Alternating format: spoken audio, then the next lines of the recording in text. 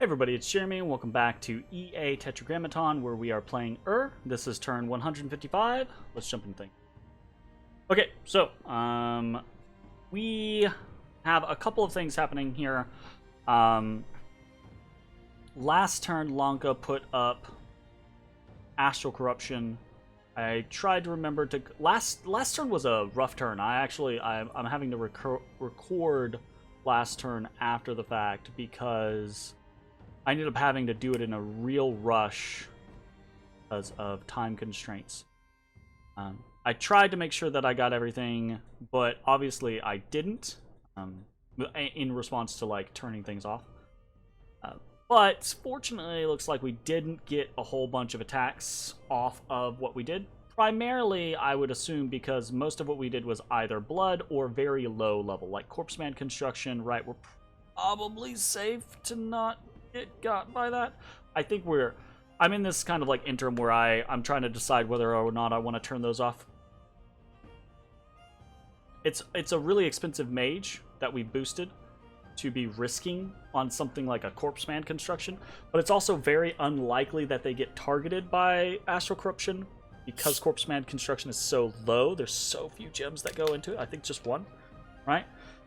And even though they are an expensive mage, there's not really a whole lot they're providing for me aside from Corpse Man Construction. Really, the only three things they get with the cross path that they have is Corpse Man Construction, Wind of Death, which is not super useful to me right now, because we're up against Lanka and it's mostly dead, or things that he's going to have decent magic resistance on, or I think this is kind of like the last remaining kind of good thing is the Wailing Winds, right? So putting a little bit more strain on his morale, that should be probably worth not risking these four liches. So the Kusarikus, though, yeah, we don't really care about that. Okay, so what is happening this turn? Done a bunch of our normal stuff. We've gotten attacked by some Brass Claw Horrors. Nothing to really do there. Had a pretty good blood hunting turn. That's good, because we're actually really running out of blood sacrifices at the moment. And probably going to be worse. We'll talk about why it's going to be worse in just a second. Gala 31 got killed by a Lesser Horror. This is actually sad because this is one of our Just Man's Crosses Galas. Would have been super nice if she just fired. Just fire! Nope.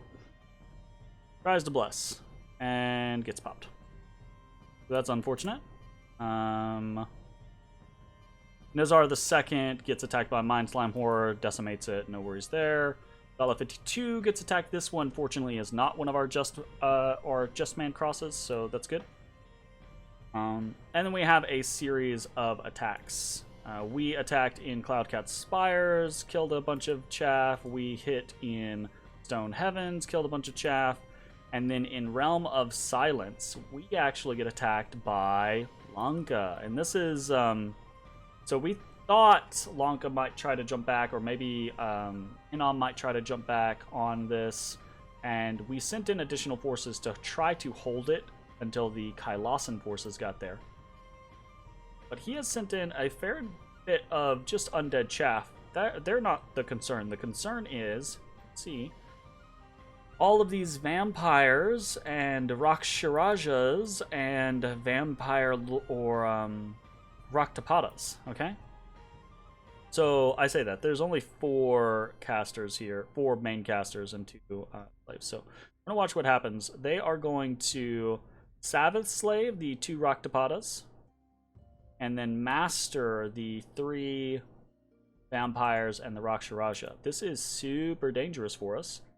What this is going to allow them to do is, and I'll just kind of spoil it, this is going to allow them to cast Life for Life, which is a, I think, 199 fatigue spell. That's going to instantly hit these Raktapatas, but they'll be able to do Life for a Life, then some Life for a Life, and a Reinvigoration, which will keep these Raktapatas from burning out.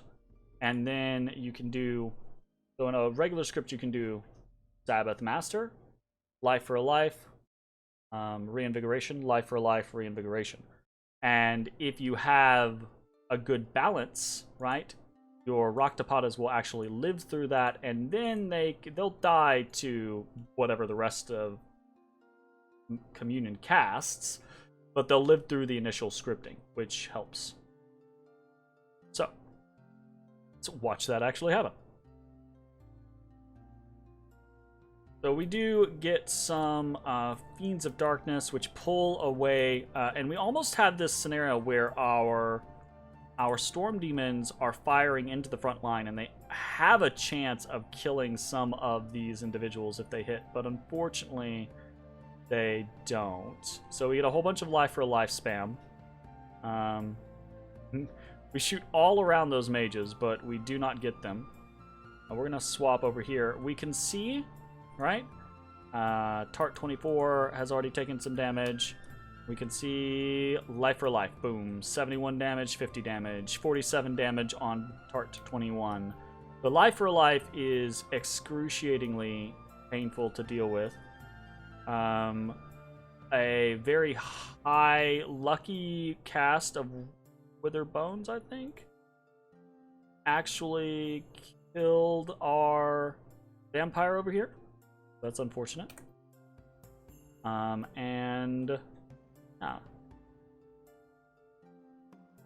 For all of that, Tart 21 survives. They are now out of Blood Slaves. So they can't cast Life for Life anymore. The Raktapatas are going to get burned out by the Vampire Lords casting Horde of Skeletons very soon. This Vampire Lord gets morale broken. So he flees. And now it's just our Tart 21 with a couple Storm Demons versus a handful... Yeah, versus 2 vampires. And normally, this would be a win for us, right? Excepting, and I hate that I hate that this happened because I talked about needing to do this previously, but I forgot to do it. Excepting that Tart 21, gear-wise, has very, very bad gear for this. He has a Summer Sword, whatever, it says single attack. And then he has a Shadow Brand. And the Shadow Brand has a single attack. Sure, that's fine. But what would normally be an AoE with like a Frost Brand or Fire Brand, it does actually have an AoE, but it is Leeching Darkness, and this AoE does not affect inanimate beings. So he has basically the ability to kill 2 things a turn, and that's just not enough. Just not enough against this much undead. Now the undead isn't gonna kill him, right? So there's no concern of that. He has way more. Well, there's no concern that this undead is gonna kill him, but there is the concern that this undead is gonna.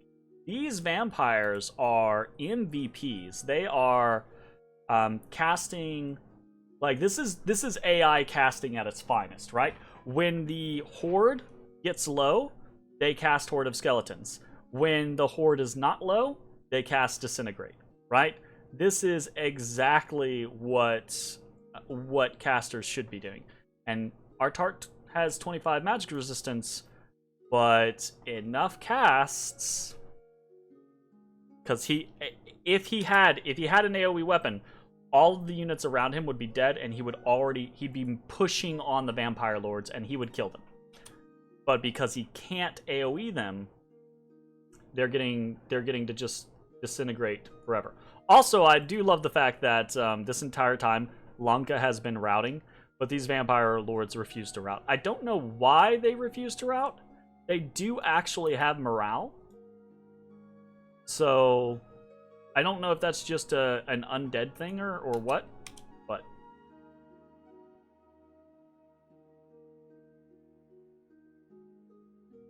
See, as soon as the Horde gets a little small, they summon another Horde, swap to Disintegrate. That's all they're casting, is Disintegrate or Horde of Skeletons. this is crazy good AI, honestly. This is astonishing AI. And they get him. They eventually get through his 25 MR, and we lose there. So, unfortunate, really painful. And now Lanka is on Realm of Silence. This is the throne. So, we attack in the wetlands and get snagged by. This is hilarious. Again, this is just a turn for the AI on the enemy side being super good, and just not good for us. Well, I mean, our AI does exactly what it probably should be doing too, but, you know, in the right situation. So we go up against Ezekiel. There's no way that we're going to win against Ezekiel, but there is the chance that we get some people out against Ezekiel. I say that, actually, you know, the concept that there's no way we get around. He only has 21 magic resistance, and he only has 19 protection. So, in theory, if he got in with a bunch of these Fiends of Darkness, they could potentially get him. Problem is he has super high defense, so it's very unlikely. But that is a moot point. It doesn't matter because the Fiends of Darkness cannot fly because of the natural storm put up by Ezekiel. They begin to walk forward. Ezekiel casts Mistform, and then he flies. Like, I don't think he does anything else. Nope, he does Astral Shield. Okay, my bad. Oh, he does. Does he do a full buff cycle? Body Ethereal. Okay, he's up in the air now. And he comes down perfectly. There's a scattering of units everywhere. He comes down right next to the Northern Vampire, swings at him, kills everything around him with the Chain Lightning, goes back up in the air. There are more enemies in the backfield again. Back up in the air, lands exactly on this vampire, kills him. My god. This vampire is like, nope, nope, nope, nope. Goes to cast Disintegrate. Cast Disintegrate does not succeed. Unfortunately, that would have been really, really, really, really nice. Ezekiel is actually quite vulnerable to insta-kills right now. 21 MR is high, it's good, but it's not in that realm of like really, really, really difficult to get, you know? And we get a decay instead of another disintegrate, which is unfortunate. Walks forward, kills them, we're routed. So that is unfortunate there in the wetlands. We lose those 3 vampire lords. And then in White Forest, right, we are attacking into this throne, and there's basically just nothing here. There's a single Baal here. Baal the Telly Boy. So there's basically nothing doing here. It's just fun to watch this because we go from all those storm demons. It is so funny to watch them. It's so much. The Anzus land, and as they land, they obliterate the Baal.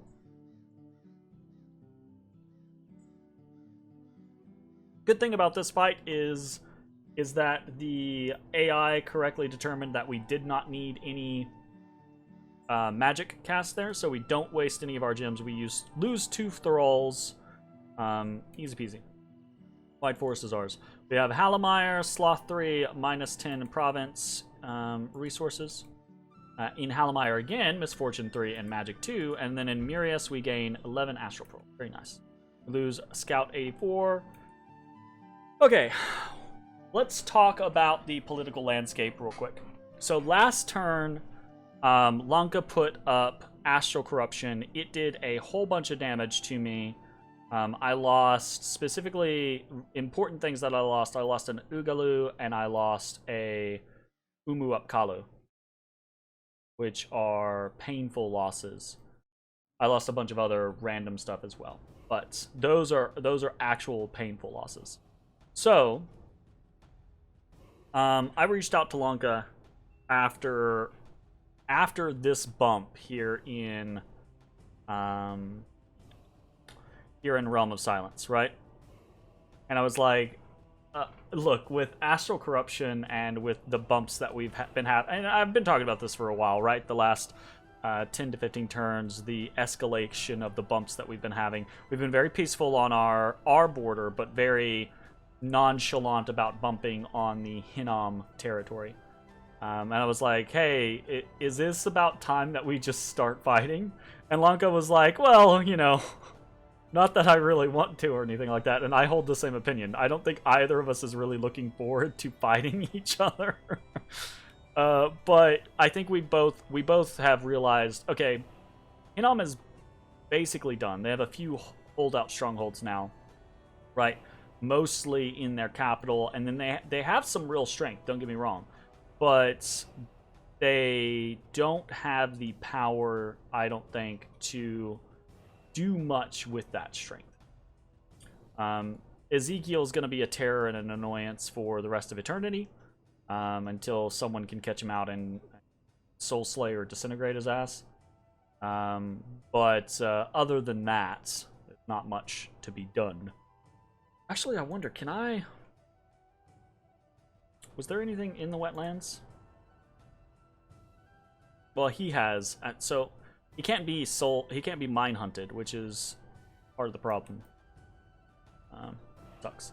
All right. Anyways, so Lanka and I talked about this, and basically what we're gonna do is this turn is going to be a turn, the final turn of peace between Lanka and I. Next turn, the wars begin, and truth be told, I am not expecting to fare super well, right?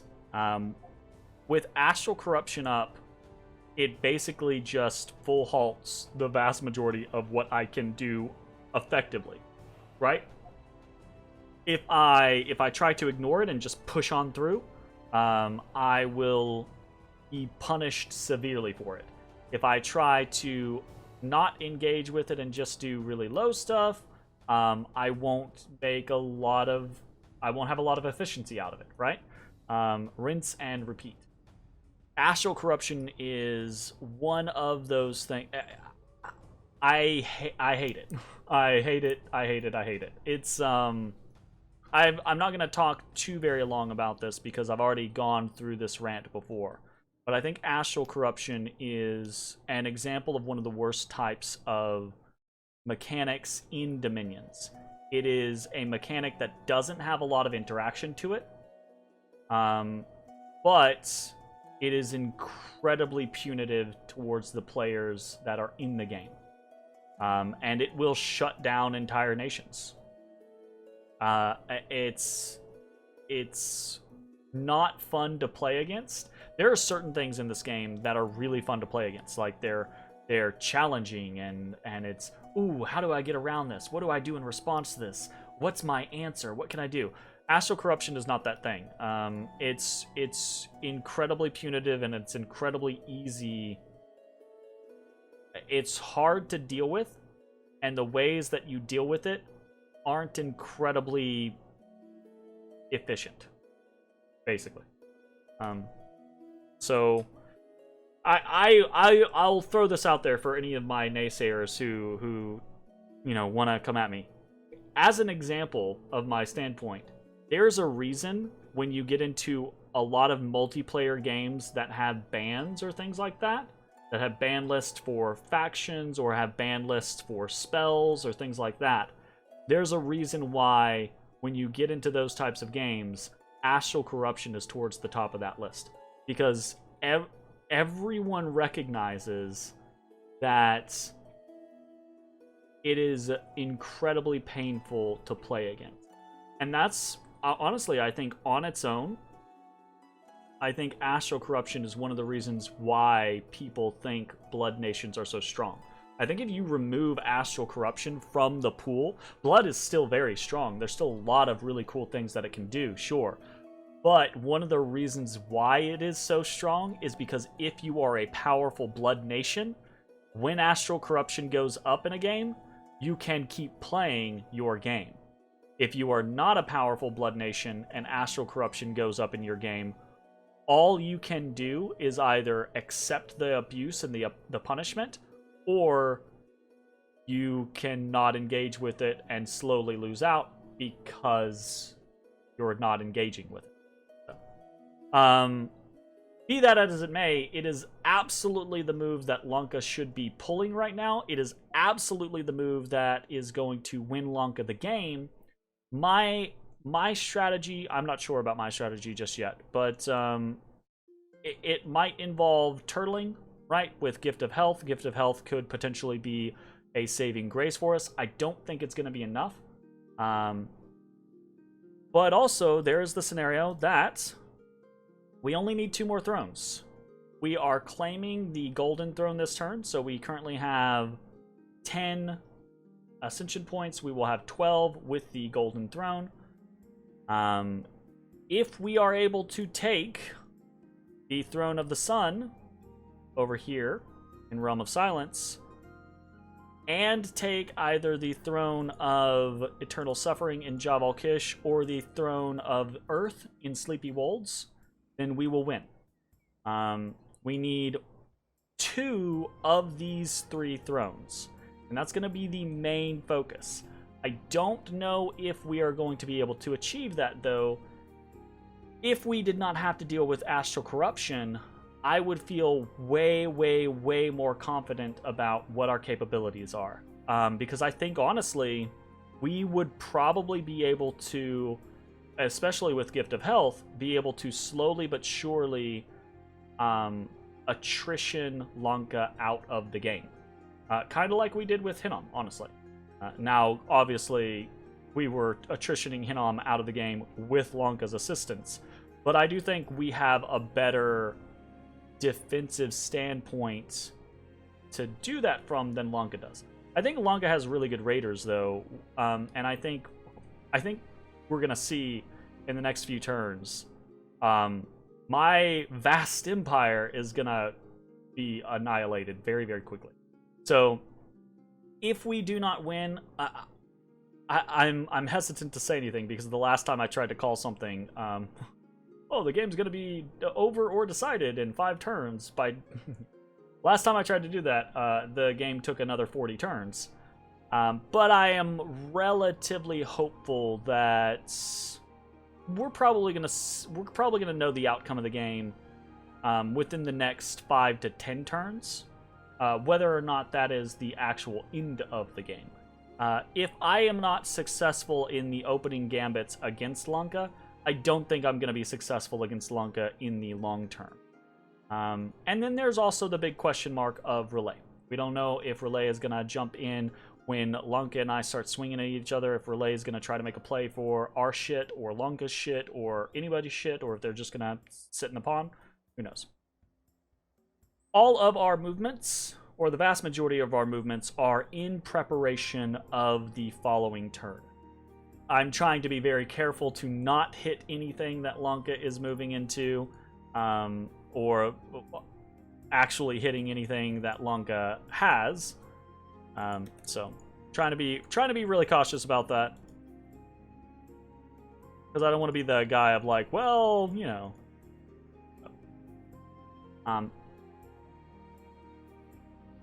All of these movements, these are just like elders moving around. I expect them to die, but I'm not super worried about them.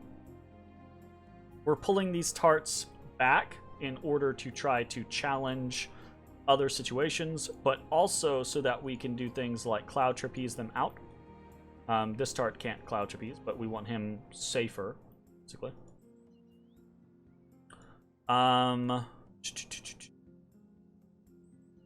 We are moving some Flame Spirits into White Forest and a Flame Spirit and Pyroflogos into Raphabolia. This is to extend our ability to utilize Flames from the Sky, which is basically guaranteed death for the Flame Spirits who cast it, and likely death for Pyroflogos, but not, you know, not still potentially worth it depending on what our targets are. Like, for example, this big ol' force in Obelshin. So I would assume that Lanka is going to move the force in Obelshin onto the Realm of Silence this turn. We are one turn further away in the Caves of Madness right now. We're going to move into Work Annam this turn.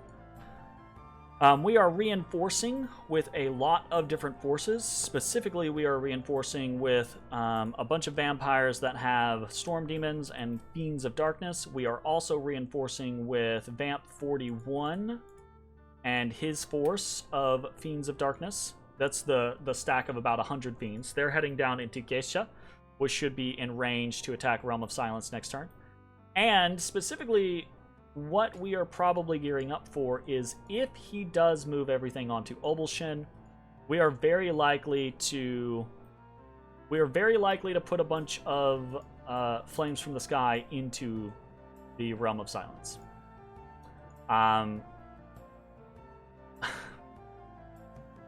Like I said, we are likely to lose the Flame Spirits, and we're likely to lose these Skulls of Fire and Flame Helmets that go along with them, which is really unfortunate. We don't want to lose that gear. That sucks. However, if we can get 3 Flames from the Sky onto Obelshin, we could potentially pare down this force by quite a bit. It's very likely to kill all of the chaff that it hits. Fairly likely to kill corpse constructs after a second hit. And potentially likely to kill some of the weaker mages that might be along for the ride as well. Some of the rock tapadas could go down to it. I don't know about rock chirajas. It depends on whether or not he has gear, whether or not he is set up to defend against it, right? It's the Astral Corruption situation. Like, Astral Corruption is going to make it very hard to deal with it. Caves of Madness, unfortunately, the Kailasan front is the weakest army that we have of our 3 invasion forces. I am considering, again, I would love to reinforce from Raphabolia by teleporting our god into Work Innum, along with a big force of units. But if I do that, you know what? Actually, it's late winter. This might be worthwhile because, so late winter, I think we tried this before, right? We did the concept of, like, if he dies, does he come back immediately because it's early spring? And I think he does. Also, you know, our god is pretty boss. Maybe that's worth it. Maybe teleporting a big stack of units. These Anzus, at the very least, right? Those are very good units. The Fiends of Darkness, pretty good units.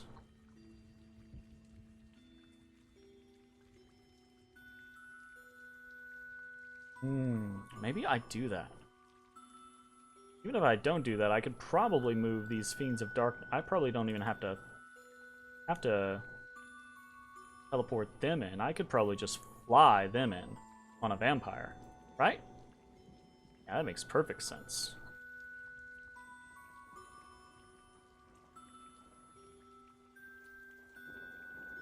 Which means I could potentially teleport in a big stack. Ooh, I gotta be careful though. Is it worthwhile to, like, leave Raphabolia almost undefended? I don't know that that is worthwhile. I definitely think it's worthwhile to teleport Nazar in. And Vamp 31 can just fly right in, right? And then we gateway on over to work in them. Risky, risky, risky. I think we do it though, honestly. Why not? I think the other question is do I cloud trapeze a bunch of people over to work in them, right? You know, like, do I try to get a bunch of the air gurus over there to help assist? Because this army is pretty small comparatively. So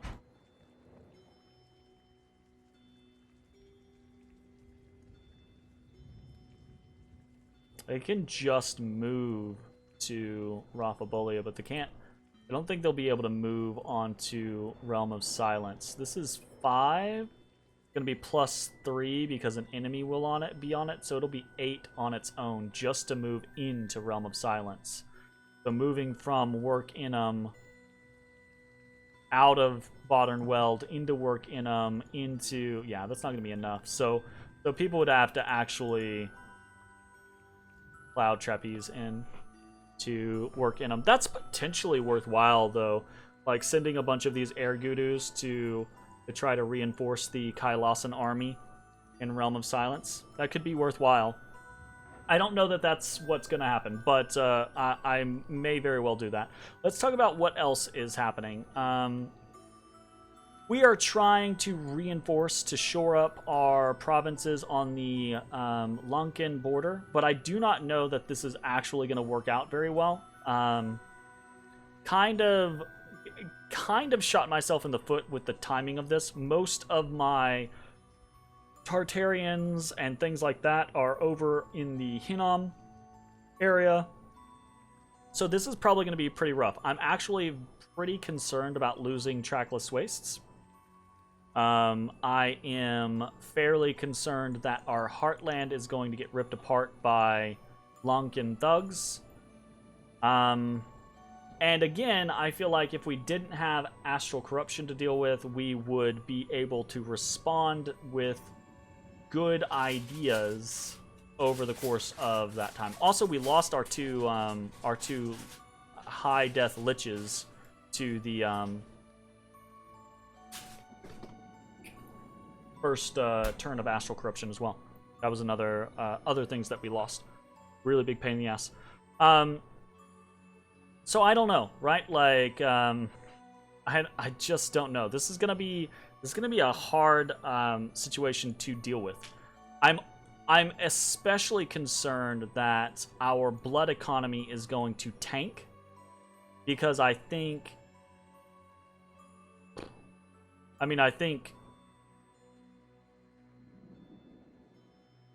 we're going to get rated down, and I do not think that Thralls are going to be able to do the work that they need to do, even with additional HP. It's not going to matter. So, very concerned about that. Actually, to the point to where I'm considering sending out Enkidu Shaman to some of our nearby areas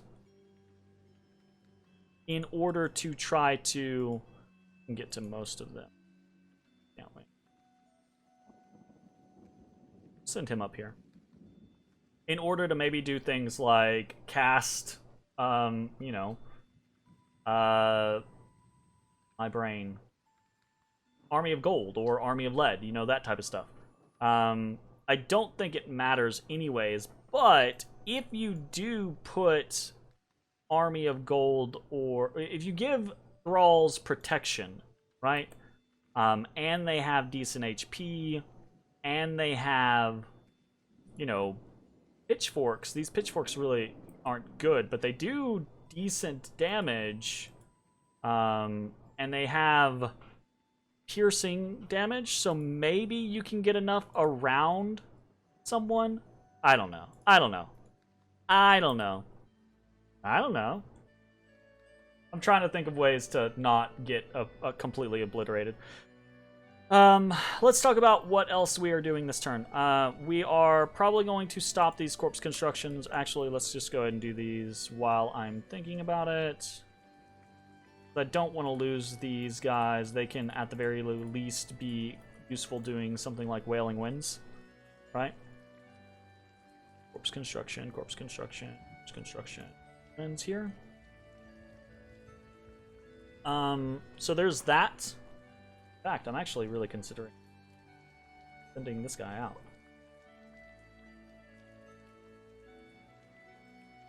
I really wish I still had some Shade Mail Hopperkins.